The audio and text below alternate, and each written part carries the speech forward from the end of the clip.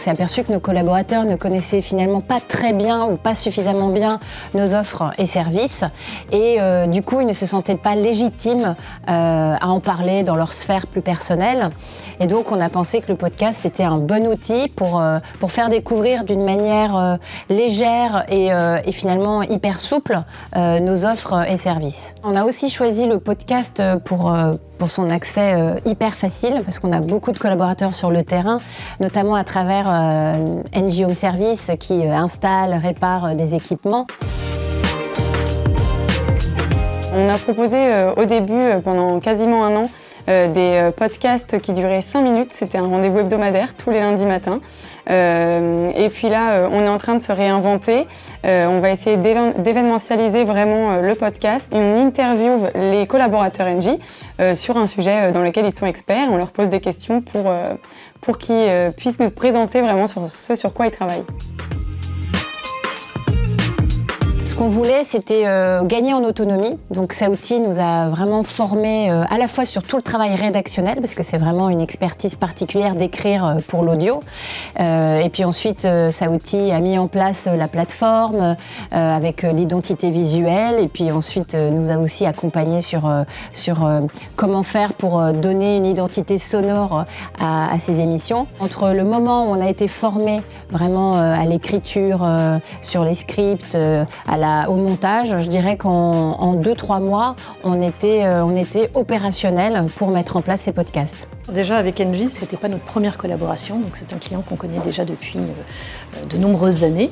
Donc nous, notre rôle, c'est vraiment de définir finalement, ça a été de définir avec NJ au départ les objectifs, les envies, les besoins, de travailler sur un format qui soit le plus adapté finalement à la cible recherchée. Contrairement à la vidéo, l'avantage c'est que les personnes sont beaucoup plus à l'aise et donc pour eux c'est une mise en avant de leur travail, de leur sujet. Donc ils sont assez demandeurs et ils sont souvent très contents du résultat. On accompagne les entreprises de différentes manières, en fonction des besoins. C'est-à-dire que nous, on a une offre qui est vraiment sur du sur-mesure. On s'adapte complètement aux attentes de nos clients. Soit on les forme parce qu'ils veulent être autonomes, donc on les forme. Formation éditoriale, l'écriture radio, le principe de l'audio, que ce soit du podcast, que ce soit du live. On les forme aussi à l'utilisation de notre plateforme. On les accompagne aussi en termes de conseils, c'est-à-dire qu'on est capable avec eux de définir leur projet, de voir quels sont les formats qui vont être le plus utile pour eux, évidemment en fonction de leurs attentes, en fonction de leur contexte, en fonction de leur cible. Ça, c'est extrêmement important. On a aussi des clients qui ne veulent pas être autonomes pour 1000 raisons. Et dans ces cas-là, l'équipe éditoriale qui est composée de journalistes de métiers de formation, mais qui ont aussi cette casquette de chef de projet, donc dans la compréhension aussi des besoins et des briefs.